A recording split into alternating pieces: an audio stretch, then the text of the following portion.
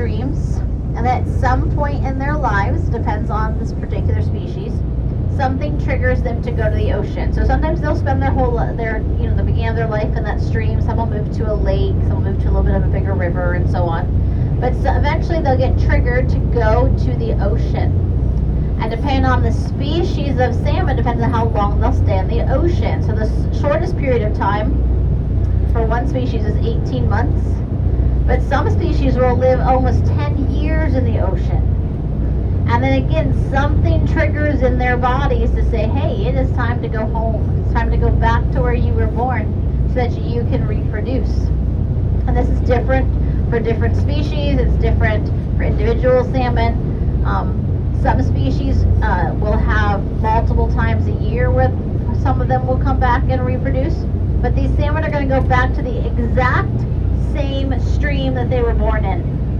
And some of them have to try to cross some really dangerous obstacles, but they're going to make it their way back to the freshwater, which is actually in and of itself really difficult because most fish cannot do both fresh and saltwater, but salmon can. And so they're going to make their way back to the stream they were born in. They're going to go through a lot of biological changes. They're going to change colors. Their body is going to change. Some of them get this really long, elongated lower jaw. Some of them grow this hump, hence the pink salmon called humpy is going to grow a big hump. So they're going to change color. They're going to go through all these different biological changes so that by the time they reach the stream they were born in, they are ready to reproduce. And they're going to spawn, and then they're going to die. They literally die immediately after spawning, pretty much. Which sounds really sad, and it is, but at the same time, those salmon that have just died, as their body breaks down and decays, all that nutrient, all that trapped nitrogen and carbon and stuff that was in their bodies are going to actually get back to nature, go back to the stream, go back to the ground. And it's going to actually nourish that next generation of salmon.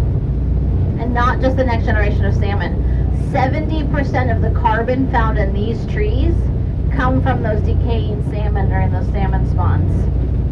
It's also going to feed bears. It's going to feed eagles. It feeds us. It feeds these whales because it's that next generation, that salmon fry that's out here feeding these whales. So salmon is an incredibly important part of our ecosystem here in southeastern Alaska. And you guys just got a little taste of that.